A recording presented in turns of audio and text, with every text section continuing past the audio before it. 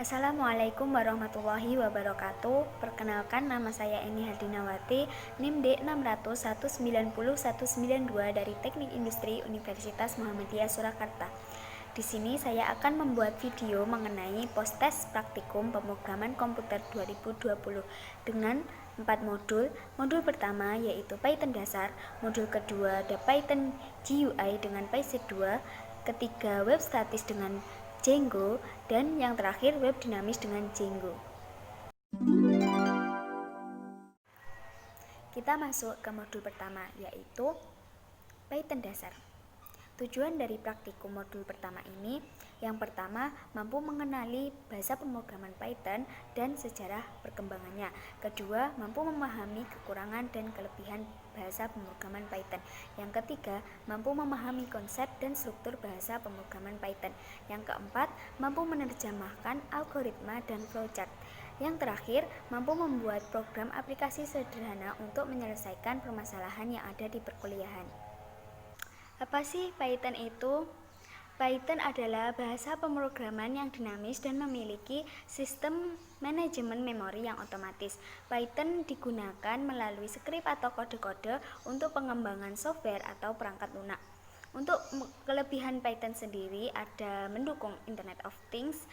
Python lebih mudah digunakan dan dipelajari daripada bahasa pemrograman yang lainnya. Ketiga, menjadikan program yang rumit menjadi lebih mudah. Yang terakhir, mudah digunakan untuk mengembangkan web, software, dan sebagainya. Di samping kelebihan Python, Python juga memiliki kekurangan, yaitu memiliki keterbatasan dengan akses basis data.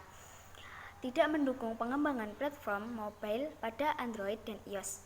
Yang terakhir, tidak mendukung dengan pembuatan game 3G. Algoritma adalah urutan langkah untuk menyelesaikan permasalahan tertentu, sedangkan flowchart adalah bagan dengan simbol-simbol yang menggambarkan suatu proses dalam suatu program.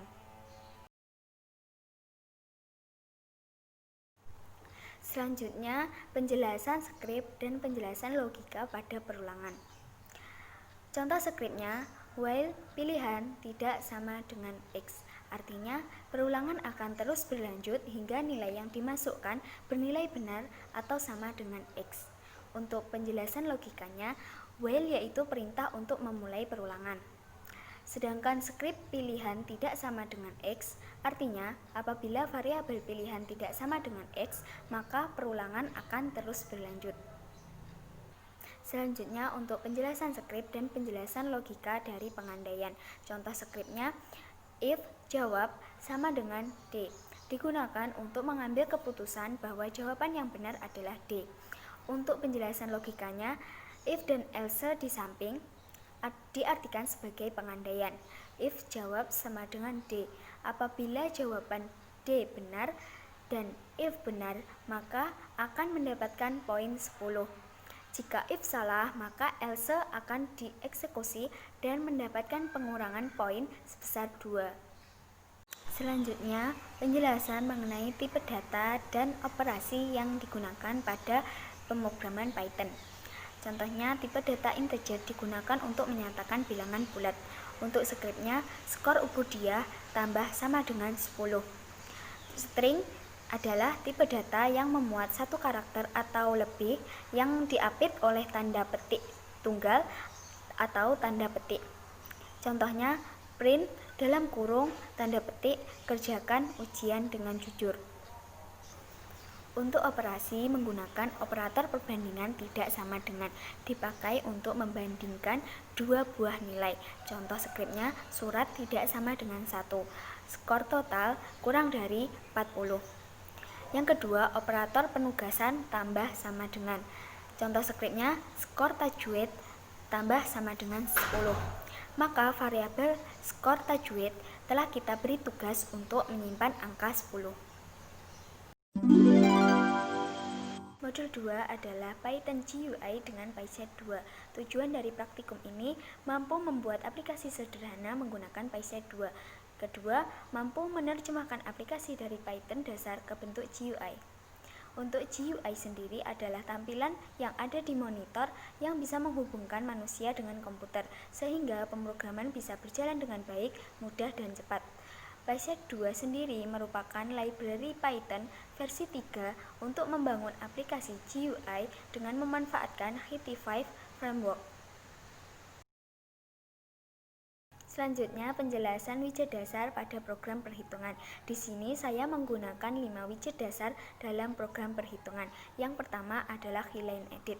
Contoh skripnya save.baris2 sama dengan Line Edit save. Baris 2 menunjukkan urutan baris berada pada urutan kedua. Perintah Line Edit digunakan untuk mengedit teks. Save adalah nama dari windownya. Logikanya, kita bisa mengedit teks dengan menghapus atau menambah data pada baris kedua sesuai data yang kita ingin masukkan. Yang kedua adalah HiSpinBox. Contoh skripnya save.baris5 sama dengan HiSpinBox save. Digunakan untuk mengambil nilai tertentu pada baris kelima. Logikanya, HiSpinBox adalah perintah untuk mengambil nilai tertentu dengan mengklik tombol ke atas atau ke bawah, maka nilai pada baris kelima tersebut akan muncul. Widget dasar yang ketiga adalah HiPassButton. Contoh skripnya save.hitung sama dengan HiPassButton dalam kurung hitung, save. Digunakan untuk membuat button hitung pada perhitungan. Logikanya, pada HiPassButton diartikan sebagai tombol yang biasanya mengeksekusi perintah klik dengan teks hitung. Jadi, HiPassButton dengan teks hitung tersebut bisa kita klik dan akan aktif. Widget dasar yang keempat adalah HiLabel. Contoh skripnya save.jenis sama dengan HiLabel dalam kurung jenis roti, save untuk membuat dan menampilkan label jenis roti. HiLabel merupakan perintah menampilkan teks sehingga pada program akan ditampilkan label yang bernama jenis roti. Widget dasar yang terakhir adalah HiComboBox. Contoh skripnya save.baris1 sama dengan HiComboBox save. Digunakan untuk menyediakan daftar pilihan pada baris pertama.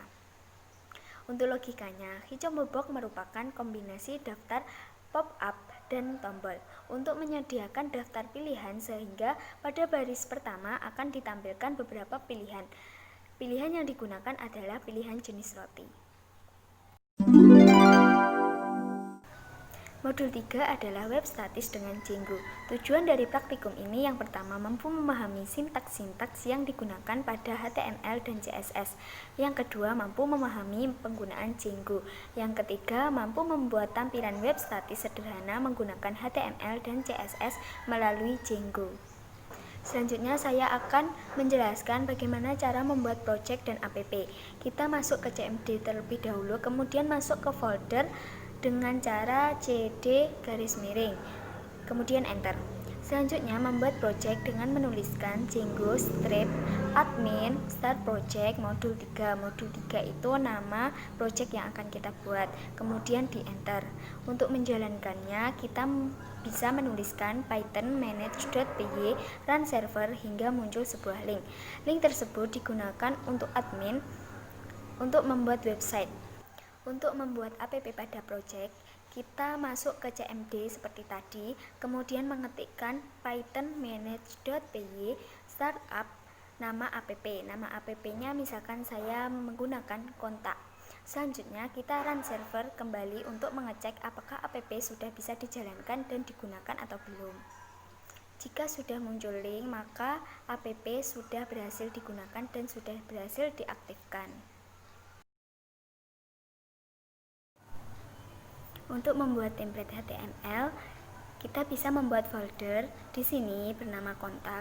Kemudian pada folder kontak membuat folder lagi dengan nama template. Di dalam template membuat folder kontak lagi, lalu membuat file dengan nama kontak.html. Lalu kita hubungkan dengan URLs dengan mengetikkan script seperti ini. Kemudian pada views.py mengetikkan from Django.shortcuts import render untuk mengimport modul Django dan dapat menampilkan pada web tampilan berupa dev dan request. Terakhir masuk ke home HTML untuk membuat request. Untuk membuat CSS, kita bisa ke setting, kemudian menuliskan static files garis bawah dir sama dengan buka kurung siku os.pad.join dalam kurung base garis bawah dir, static, kemudian ditutup dengan kurung siku. Kemudian membuat file CSS dan scriptnya, contohnya seperti ini. Untuk menghubungkan CSS, maka menggunakan ke kurung kurawal, %load static, tutup kurung kurawal.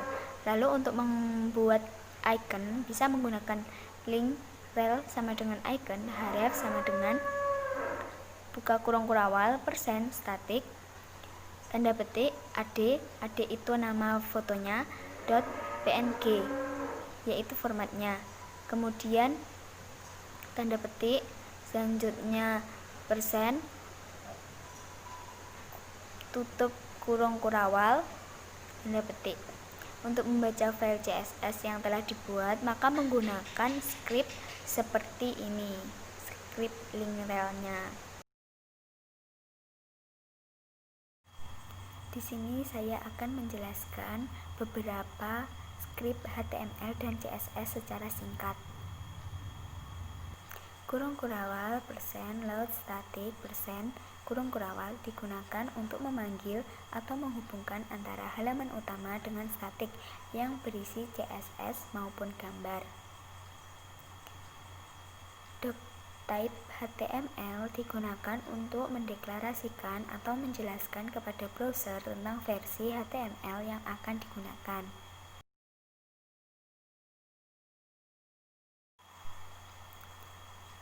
Untuk script from action sama dengan Mailto digunakan untuk membuat formulir pada halaman web dengan menginput teks yang akan dikirimkan atau dihubungkan dengan email pengguna.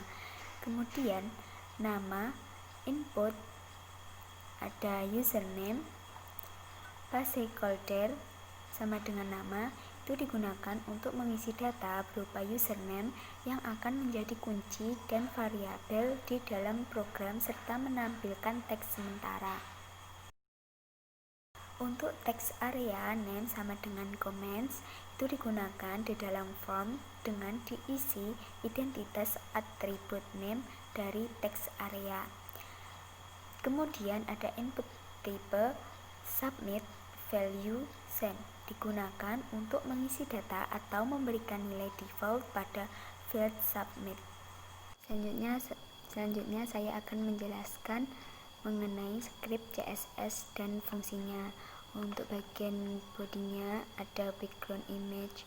Linear gradient ini digunakan untuk memberikan efek pada background yang akan ditampilkan pada web. Kemudian ada background size cover, ini digunakan untuk mengatur background agar menutupi tampilan dari atas sampai bawah web. Selanjutnya ada background attachment fetch, itu digunakan untuk mengatur agar posisi foto tidak berubah saat digeser. Untuk kelas tampilannya ada tampilan all, digunakan untuk memanggil kelas yang telah dibuat. Kemudian ada background color dengan kode A0522D, itu digunakan untuk mengatur warna dengan kode warna tadi. Ada border bottom color tan, itu digunakan untuk mengatur garis dengan warna tan. Border bottom style solid digunakan untuk menunjukkan garis yang ditampilkan tegas dan tidak terputus-putus. Border bottom width 3 pixel digunakan untuk mengatur tebal border sebesar 3 pixel. List style tipe non digunakan untuk mengatur style pada garis, yaitu tidak ada. Position fix digunakan untuk mengatur agar tampilan tersebut tetap sama saat di-scroll dan tidak berubah-ubah. Untuk topnya 0, width-nya 100%, digunakan untuk mengatur panjang garis atau blok sebesar 100% sehingga menutupi hingga ujung web. Modul keempat yaitu web dinamis dengan Django. Tujuan dari praktikum ini yang pertama mengenal dan mengetahui cara kerja web dinamis. Yang kedua mampu membuat database dan tabel pada MySQL. Yang ketiga mampu memanipulasi data di dalam tabel. Database merupakan sekumpulan tabel berisi data yang merupakan kumpulan dari kolom. Database sangat bermanfaat untuk sebuah perusahaan karena mampu mengakses dan menyimpan data perusahaan secara sistematis yang nantinya akan diolah lebih lanjut. Selanjutnya saya akan menjelaskan mengenai CRUD. Yang pertama ada CRUD. Kita bisa menggunakan views.crud pada URLs untuk menampilkan sebuah data yang telah dibuat. Data tersebut bisa ditampilkan berupa tabel. Tampilkan daftar penjualan berupa tabel, yaitu kode barang, nama barang, customer, delivery, harga, dan action. Yang kedua ada read. Membaca suatu data yang berada di database kemudian ditampilkan pada web menggunakan bahasa pemrograman PHP. Ketiga adalah update.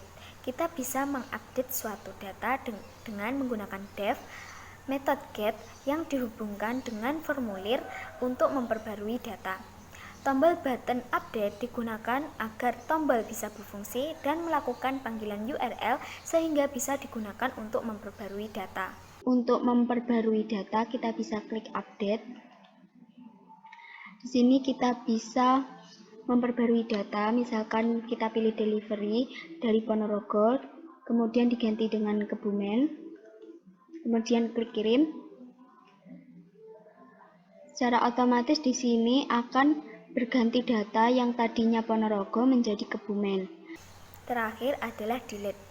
Kita bisa menggunakan perintah .delete yang digunakan untuk menghapus sebuah data. Maka secara otomatis data pada tabel tersebut akan terhapus. Untuk menghapus data ini, kita bisa mengklik tombol delete. Secara otomatis data yang kita hapus tadi menjadi hilang dan tabel menjadi 21. Manfaat web dinamis pada sebuah perusahaan yaitu menyimpan data informasi sebuah perusahaan yang bisa diupdate setiap saat. Selain itu, menjadikan sarana publikasi resmi sebuah perusahaan serta memudahkan dalam memberikan informasi tentang perusahaan. Sekian dari saya, apabila ada kurang lebihnya mohon maaf. Nun wal qalami wa may yasturun fastabiqul khairat. Wassalamualaikum warahmatullahi wabarakatuh.